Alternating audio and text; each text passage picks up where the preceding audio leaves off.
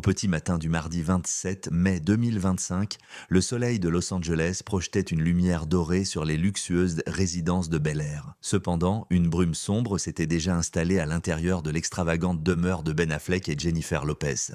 Le stress était tel qu'on était presque suffocant. Elle était assise sur un canapé en cuir blanc immaculé, ses yeux pétillants, comme toujours, embrumés d'appréhension. Jennifer Lopez, reine de la musique et légende du cinéma, était assise sur le canapé. Le téléphone qu'elle tenait vibrait sans arrêt, submergé par un flot incessant d'appels et de SMS. Le manque de sommeil de Ben Affleck rendait sa voix rauque lorsqu'il finit par s'exclamer « J'ai du mal à y croire, Jen ». Il traversa l'immense salon, le regard empreint de désespoir et d'impuissance. Les dernières nouvelles sur le procès Didi. Elles se répandent à une vitesse fulgurante. « Vous avez dû voir ce qu'ils disaient à la télévision, non ?» Les lèvres pincées, Jennifer hocha légèrement la tête.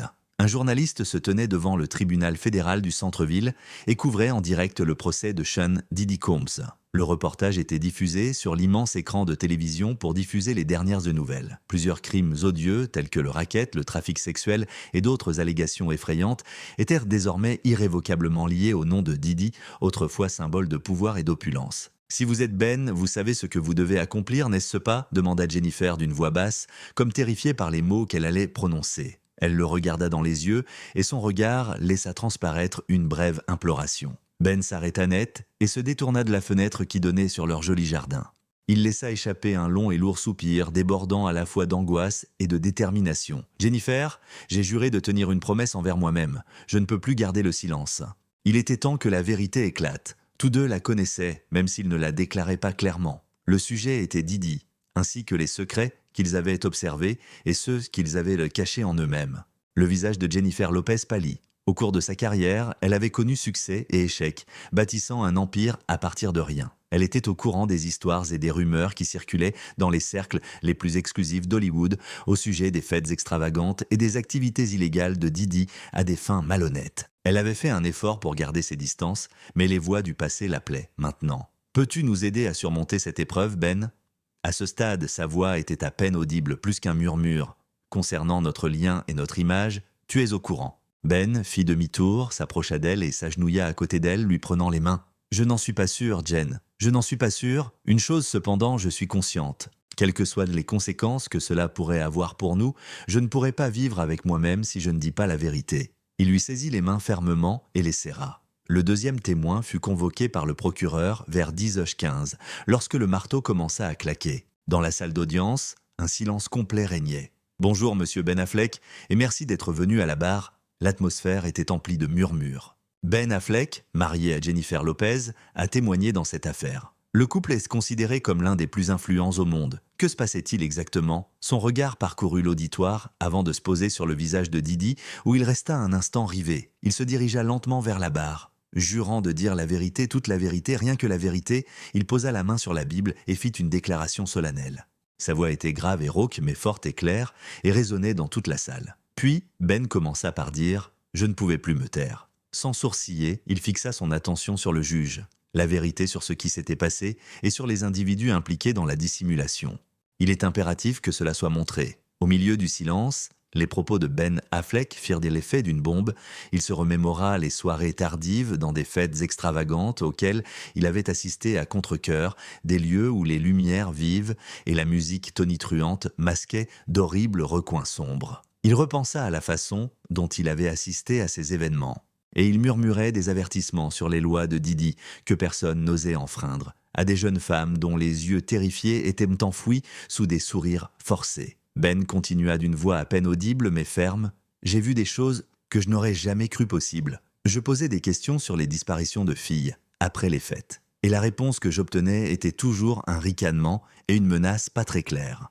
Puis moi, plus jeune, j'étais trop lâche pour parler en mon nom. J'étais inquiet. Sur les anciens serveurs de Didi, le procureur a récupéré une série d'emails et de SMS cryptés dont Ben a affirmé qu'il prouvera des transactions non autorisées. Ces communications ont été filtrées par l'accusation. Selon lui, Didi exploitait son vaste réseau de contacts dans le monde du spectacle pour recruter des jeunes femmes et leur promettre des carrières prospères, pour finalement les entraîner dans un tourbillon d'exploitation. Il révélait ces informations avec force détail. Malgré le regard brûlant, Ben affirmait qu'il était plus qu'un simple trafiquant. Son empire reposait sur la terreur et le désespoir d'autrui, et qu'il était un homme vicieux et manipulateur. Plusieurs personnes présentes dans la salle d'audience étaient si surprises qu'elles se couvraient les lèvres pendant que Ben parlait. Quelques journalistes tapaient frénétiquement, essayant de saisir chaque mot de ses paroles. Impossible d'arrêter d'entendre les murmures et les clics des caméras. L'expression du visage de Didi resta inchangée, mais sa mâchoire était crispée et ses yeux semblaient s'embraser de colère. Il était 2 heures. Dans l'après-midi de ce jour-là, l'audience fut reportée. La nouvelle du témoignage de Ben Affleck se répandit rapidement comme une traînée de poudre. De gros titres s'affichent sur les écrans des principales chaînes d'information américaines comme CNN et Fox News qui diffusent en direct. Dans l'affaire Didi, Ben Affleck fait une apparition et livre un témoignage surprenant. NBC News. Los Angeles est prise de court. Affleck révèle les vérités diaboliques que Didi a cachées, c'est Fox News. Les réseaux sociaux, Twitter, Facebook et Instagram ont été submergés de millions de commentaires, déclenchant d'intenses disputes. Les pensées qui trottaient dans la tête de Jennifer Lopez, continuant de tourbillonner, même à bord de son avion privé, vers une destination inconnue. Alors qu'elle fermait les yeux, une multitude de souvenirs de son passé lui sont revenus en mémoire, tel un cauchemar. Mars 1998, à New York. Elle rêvait toujours de devenir une actrice ou une chanteuse célèbre et elle était déterminée à se faire un nom dans le milieu très concurrentiel du cinéma et de la musique. Didi était donc une force incontestable, un magnate des affaires au pouvoir et à l'influence infinie. Au cours de ces soirées spectaculaires, rythmées par une musique entraînante et des néons, il se livrait à des activités commerciales illégales. Jennifer se souvient d'une occasion où Didi l'aborda lors d'une soirée organisée après les Grammy Awards. Non seulement il la complimenta sur son talent, mais il lui promit aussi d'énormes opportunités et des portes que seul lui pourrait ouvrir. « Jennifer, tu as beaucoup de talent. » Le sourire qui se dessinait sur ses lèvres indiquait qu'il savait que tu allais connaître un grand succès. Il est important que tu connaisses les règles du jeu. L'industrie hollywoodienne est une jungle. Vous pouvez obtenir de l'aide. Par la suite, il a commencé à l'inviter à des événements plus intimes, auxquels participaient non seulement des célébrités, mais aussi des jeunes femmes innocentes et pleines d'espoir. Gillo a d'abord cru qu'il ne s'agissait que d'événements sociaux, de lieux où les célébrités pouvaient réseauter et trouver des opportunités. Puis elle a commencé à prendre conscience des différences. Nous sommes en octobre 1998. La disparition d'une jeune danseuse potentielle que Jennifer avait recommandée à Didi après qu'il eut annoncé et cherché de nouveaux talents pour un projet musical a été suivie de la disparition de la jeune fille. Gillo se souvient que la jeune fille était ravie de collaborer avec Didi. En revanche, elle a disparu après seulement quelques semaines. Et Didi, avec ses sourires mystérieux et ses réponses évasives, ignorait les questions de Gillo à son sujet. Les inquiétudes de Gillo à son sujet étaient le balayer du revers de la main. Didi faisait des remarques du genre « Oh, cette gamine n'avait vraiment pas le talent nécessaire. Elle a déménagé. » Jennifer sentit un frisson lui parcourir l'échine, craignant le pire. Elle se remémorait les expressions effrayées des autres femmes présentes aux fêtes, les murmures d'accords impossibles à refuser, les sommes colossales distribuées et les menaces subtiles. Jennifer n'avait jamais menacé ni séduit qui que ce soit, mais elle avait choisi d'ignorer la situation. Bien qu'elle fût au courant de ce qui se passait, elle choisit de garder le silence afin de protéger sa carrière, sa célébrité et sa relation avec Didi. Même lorsque Didi le lui demandait expressément, elle présentait parfois d'autres jeunes femmes, des mannequins en herbe, des danseuses et des chanteuses débutantes, espérant qu'elles ne subiraient pas le même sort qu'elle, ou se persuadant qu'elle ne faisait que les aider à obtenir un rendez-vous. C'était à New York en décembre 1999. Cette soirée sombre et épouvantable passée en boîte de nuit. La confusion, le coup de feu et la terreur d'être pris au piège dans le tourbillon de la tragédie étaient autant de souvenirs que Gillo, encore en vie, se rappelait clairement. Elle l'avait aidé à dissimuler le pistolet en le jetant dans une ruelle sombre, et Didi était présent à ce moment-là. Elle avait déployé tous ses moyens et toute son énergie pour faire enterrer l'incident et ainsi se protéger, elle et Didi. Elle était convaincue à l'époque de préserver sa réputation professionnelle et personnelle. Mais à cet instant, les événements du passé étaient revenus la hanter. À cet instant, les joues de Jennifer ruisselaient de larmes. Elle se demandait si elle pouvait justifier son comportement en affirmant qu'elle était terrifiée et manquait d'expérience en raison de sa jeunesse. Où était-elle devenue un élément de ce système impitoyable, ne serait-ce qu'un petit rouage dans une machine plus vaste? La salle d'audience fut rapidement envahie par une vague de murmures. « Qui est Gillo ? Pas du tout. Est-elle présente ? Vous croyez vraiment à ça ?» Le juge dut frapper à plusieurs reprises avec son marteau pour rétablir l'ordre dans la salle. Aucune réaction ne se lut sur le visage de Didi, même si un sourire narquois apparut un instant sur ses lèvres. Il était 17 heures. Le mercredi 28 mai 2025, l'accusation a produit l'enregistrement audio d'une conversation téléphonique entre Didi et un avocat dont le nom est resté anonyme. L'appel avait eu lieu en janvier 2000. Didi y affirmait, en référence à Gillot, qu'elle m'avait aidé à me débarrasser des informations trouvées. Nous avions l'arme à feu entre les mains. Personne ne le découvrira. La suite fut un SMS de 2001 dans lequel Gillot était mentionné comme ayant organisé l'étouffement de l'incident armé de 1999 grâce à des fonds et des contacts. Le témoignage de Ben Affleck sur ceux qui ont contribué à le dissimuler devint soudain révélateur et terriblement évident. Il avait cité des fêtes extravagantes, des amis de Didi qui l'avaient tenu à terre et ceux qui avaient soit fermé les yeux sur la situation, soit même proposé leur aide. Était-il possible que Jennifer Lopez soit l'une d'elles ? Il était 19h30. Une autre nouvelle stupéfiante fut révélée ce soir-là, alors que la journée d'audience touchait à sa fin. À l'encontre de Jennifer Lopez, un mandat d'arrêt fédéral urgent avait été émis par le tribunal sur la base du témoignage de Ben Affleck, des preuves numériques et, en particulier, des images vidéo de 1999.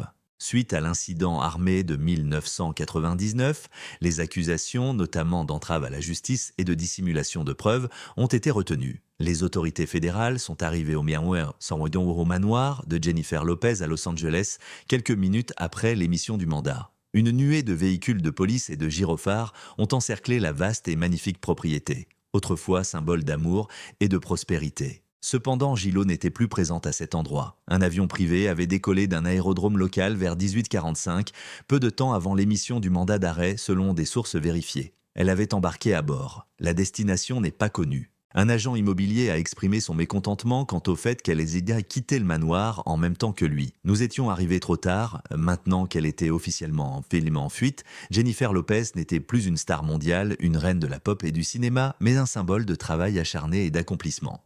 Du jour au lendemain, son image publique, pourtant impeccable, a été complètement détruite. L'annonce que Jennifer Lopez était recherchée et qu'elle avait tenté de fuir le pays a provoqué une onde de choc dans le monde entier. Aux premières heures du jeudi 29 mai 2025, les principaux journaux américains étaient remplis de gros titres dramatiques. Le Los Angeles Times et Hollywood stupéfaits, Jennifer Lopez recherchée par des agents fédéraux, le New York Times criait à la une « Gillot est en fuite » et un mandat d'arrêt a été émis après le témoignage contraire d'Affleck. Les commentateurs juridiques et les spécialistes en psychiatrie se sont multipliés dans les journaux télévisés matinaux, offrant des mises à jour continues aux téléspectateurs. Une lourde sensation a commencé à envahir la poitrine de Ben, tandis qu'il parcourait les articles sur son application. Bien qu'il fût conscient de ce qui allait arriver, le fait que son nom soit évoqué en public et traîné dans la boue le toucha profondément. Il se dit « ça y est, c'est fini. Il n'y aura plus de retour en arrière possible ». Le monde était profondément divisé sur les réseaux sociaux. Dans le cadre d'une bataille judiciaire visant à traduire Didi et son entourage en justice, un groupe a qualifié la situation de chasse aux sorcières et a affirmé que Gillot était victime d'un complot. Je n'arrive tout simplement pas à y croire. Un utilisateur de Twitter a fait remarquer que, puisque Gillot est une icône, elle ne ferait jamais une chose pareille. C'est un exemple classique de coup monté. Ben a grimacé en lisant les commentaires de soutien à Gillot. Ils n'en sont absolument pas conscients, a-t-il murmuré. Ce n'était pas un secret qu'il avait visité des endroits aussi isolés. La vérité devait être révélée, même s'ils ne voulaient pas qu'elle souffre, et si seulement ils étaient au courant de tout. En revanche, l'autre groupe a applaudi avec enthousiasme. Un mode de vie riche et immoral dans le secteur du divertissement aurait conduit à l'avènement de la justice, ce qui serait la conséquence naturelle d'un tel mode de vie. Il est temps que les sombres vérités d'Hollywood soient révélées au grand jour. Personne n'est épargné, pas même Gillot. Dans un commentaire sur Instagram qui a reçu des dizaines de milliers de mentions « j'aime », il a été déclaré qu'elle avait été protégée pendant une durée excessive. Il lui était impossible de réfuter ses propos. Malgré les conséquences terribles, une part de lui était d'accord et une autre ressentait un étrange réconfort à l'idée que la justice commençait enfin à avancer. Ben a réfléchi au fait qu'elle avait si bien réussi à s'en sortir. Pourtant, pas cette fois. Les anciens fans de Gillot ont exprimé leur mécontentement et leur tristesse au fil des ans. Un de ses admirateurs a déclaré sur Reddit « Avant, je l'admirais, mais maintenant, je ne sais plus quoi penser. Envisager la possibilité qu'elle ait participé à des actes aussi odieux est une révélation bouleversante. » Ces mots ont profondément touché Ben. Tout s'effondrait, se rappelait-il, les années passées ensemble et l'image publique éblouissante de Gillot. Outre la tristesse d'assister au décès d'une femme qu'il avait aimée, il était envahi par une profonde mélancolie. Il n'éprouvait aucun remords pour son choix. Même s'il croyait que tout n'était qu'illusion, il éprouvait une profonde tristesse. La tension dans le monde du divertissement s'est accrue à mesure que la situation continuait de se détériorer. Les proches de Gillot ont fait preuve de courage en gardant le silence et en s'abstenant de toute remarque. D'autres personnalités ont fait preuve de prudence et ont évité les rumeurs autant que possible. Nous sommes vraiment déconcertés par cette situation, a déclaré un cinéaste célèbre à Variety dans une déclaration anonyme. De ce fait, nous sommes contraints de reconsidérer tout ce que nous pensions comprendre de ce secteur de l'économie. De plus, le procès Didi s'est poursuivi entre-temps.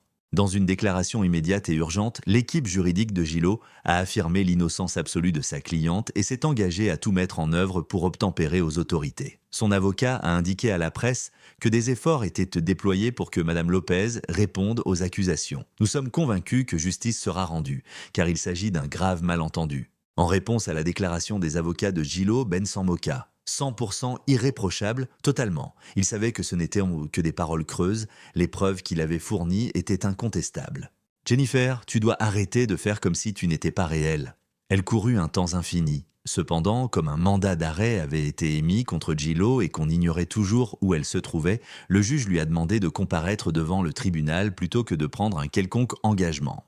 Malgré le fait que Ben Affleck ait risqué son mariage et sa réputation pour dire la vérité, la pression continuait de monter. Aurait-il la capacité de résister à cette pression? Son amour pour Jennifer résisterait-il à la tempête qui se préparait? Ou parviendrait-il à se briser sous le poids des secrets qui régnaient? Le 30 mai 2025, vendredi, chaque être humain sur la planète retenait son souffle. Les rumeurs concernant la localisation de Jennifer Lopez ont fait le tour d'Internet comme une traînée de poudre. Plusieurs personnes ont affirmé qu'elle se trouvait sur une île privée des Caraïbes. Selon certains, elle aurait voyagé jusqu'en Europe en avion. La nouvelle surprenante est tombée en milieu de matinée. L'avion privé de Gillot est arrivé à l'aéroport de Van Nuys à Los Angeles vers 9 h du matin. L'avion a été immédiatement encerclé par des agents fédéraux qui sont arrivés sur place sans délai. À sa sortie de l'avion, Gillot semblait en mauvais état mais a néanmoins réussi à préserver sa célébrité. Les agents lui ont passé les menottes sans protester. Ben Affleck, qui attendait à distance, a concentré toute son attention après avoir occulté la foule de caméras. Ils se regardèrent, et leur regard était empli d'une multitude de sentiments, dont la trahison, l'angoisse et quelque chose d'insaisissable, peut-être une compréhension cruelle. Il était 2 heures. Le même jour, Jennifer Lopez était traduite devant le tribunal fédéral pour répondre de ses actes. Sa tenue, un simple tailleur noir plutôt qu'un uniforme de prisonnière, soulignait encore davantage la gravité du problème.